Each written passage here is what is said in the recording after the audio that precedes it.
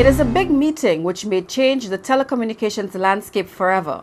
The Cable and Wireless merger with Columbus Communication is on the agenda of telecommunications ministers from the OECS region. Good evening, I am Natalie Jolie Fanis, and this is the CTV News. We also welcome listeners on the wave 93.7 and 94.5.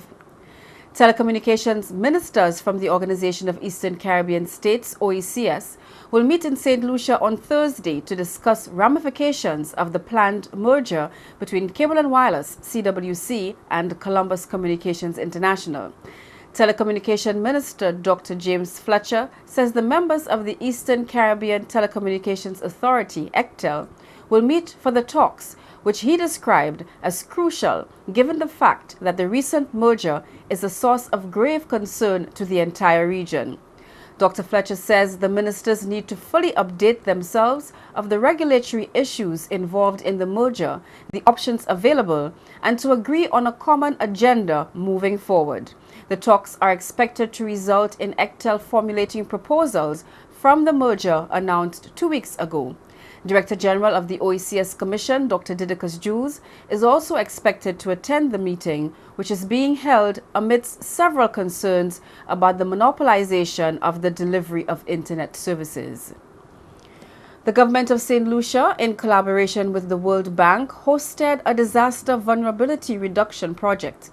The project aims to measurably reduce vulnerability to natural hazards and to adverse impacts of climate change in St. Lucia. Addressing the launch of the project was Prime Minister Dr. Kenny Anthony, who noted that in the future, infrastructural work will have to be a lot more resilient to disasters. Commendable as these initiatives may be, we need to do much more. We need to move towards mainstreaming disaster risk into the planning process. Moreover, the analytical work associated with the national planning process should integrate measures aimed at reducing vulnerability across all spheres of the economy. Put simply, we need to treat risk as a natural element of the development process.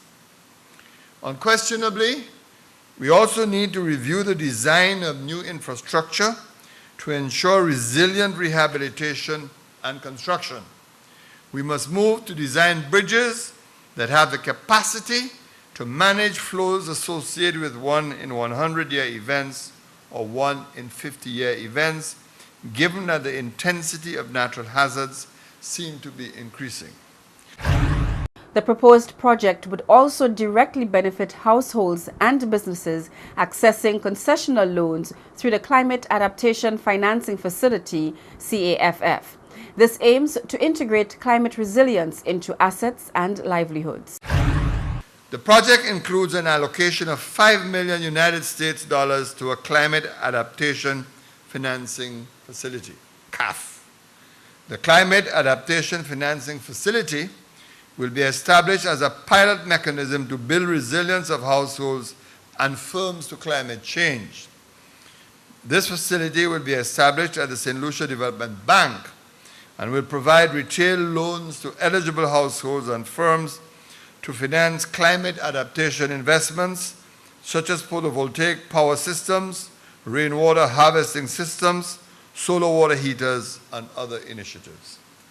This facility will be launched during the first half of 2015. I therefore urge persons to take advantage of the facility to ensure that collectively we build a more resilient and energy efficient St. Lucia, one individual, one family, and one firm at a time.